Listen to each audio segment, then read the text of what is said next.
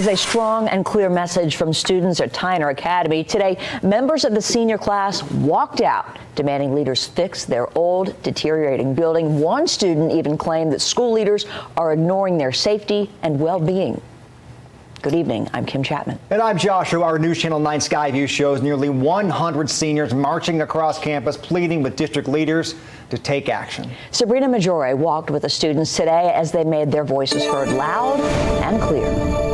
The students who walked out of school today say the conditions at Tyner have been overlooked for too long, which is why this building, the Freshman 400 building, is closed and in the state it is today. The students who planned this walkout say they deserve better, and that's why they're demanding a fixed date for when they can start in a new building.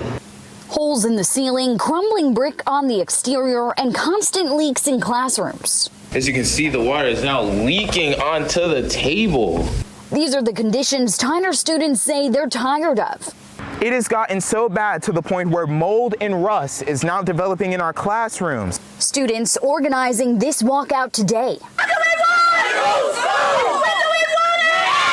A view from our News Channel 9 Skyview shows close to 100 students leaving Tyner Academy around noon. They demanded a fixed construction start date from elected leaders for the new school they were promised long ago. We can't keep being led on and led on and led on and led on and led on for years and years and years down when all the rest of the schools that were on the plan with us are now fixed.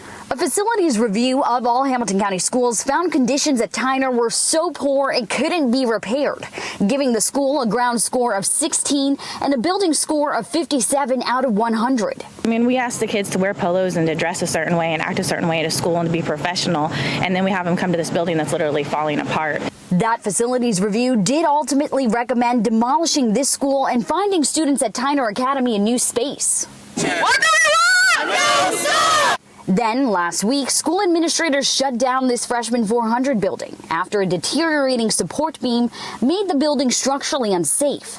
The result, freshmen shuffled throughout the school and teachers scrambling to find a new place to teach. That we need a stable classroom for each and every one of us. Parents and alumni also supporting the walkout, saying the time for a new building is right now.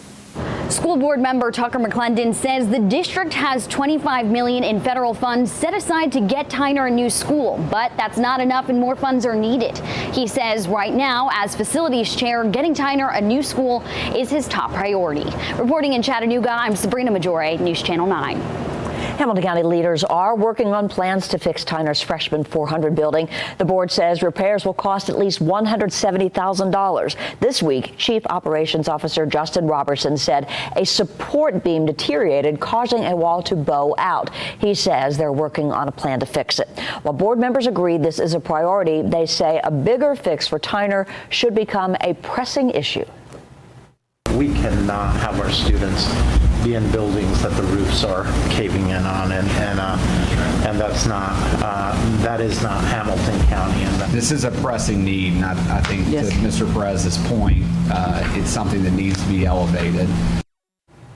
The board meets tomorrow. They will discuss adding an additional $1 million to their capital maintenance fund. The extra money comes from a surplus of sales tax revenue and would bring the overall maintenance budget to $4 million.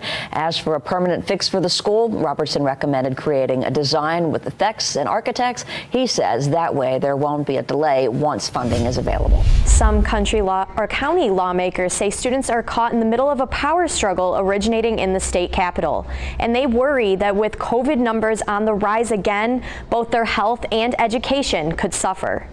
Any way you look at it, the numbers are alarming. After 4 days of school in Hamilton County, the COVID positive numbers of students in Hamilton County School is the same that it was 4 months into the school year of 2020. As the Delta variant spreads, doctors say younger patients are testing positive now more than ever before. Hamilton County schools say at the peak of active cases last school year, 248 students tested positive. That was December 2020. Today, student active cases are at 209, just 5 days into the school year. Commissioner David Sharp thinks that the option for parents to opt out of the mask mandate is what is fueling the spread. The way that they were able to be in classrooms is because the virus wasn't spreading as rapidly, and that was mitigated by the utilization of masks in schools. Commissioner Catherine Jeter says this extra burden of enforcement now falls on already stressed teachers. Do they get signs put on their chest saying Susie wears a mask and Johnny doesn't? How am I supposed to be? My number one arching requirement is to teach. As of today, nearly 1,500 students are quarantined. Not only is this going to potentially cause sickness and potential fatalities in our community, but is also going to have a tremendous impact on the ability of our broader school population to learn throughout the year. Commissioner Sharp thinks we are close to a tipping point. Our leadership in Nashville has not allowed us to protect children in our community. The mayor said that an executive order from the governor trumps local decisions, so currently no changes to the policy can be made at this time. One school board member says a traffic nightmare is delaying kids from getting to school on time. Earlier this summer, a fire forced crews to close the bridge on Old Hickson Pike near Hickson Middle and High Schools. Board member Joe Smith says this has become a problem during arrival and dismissal at more than just the Hickson schools. He says the closure means there is only one way in and out there, creating long backups. Smith says he received 30 calls from concerned community members just today alone. Now, this afternoon, we saw CPD directing traffic, something Smith wants to become more common.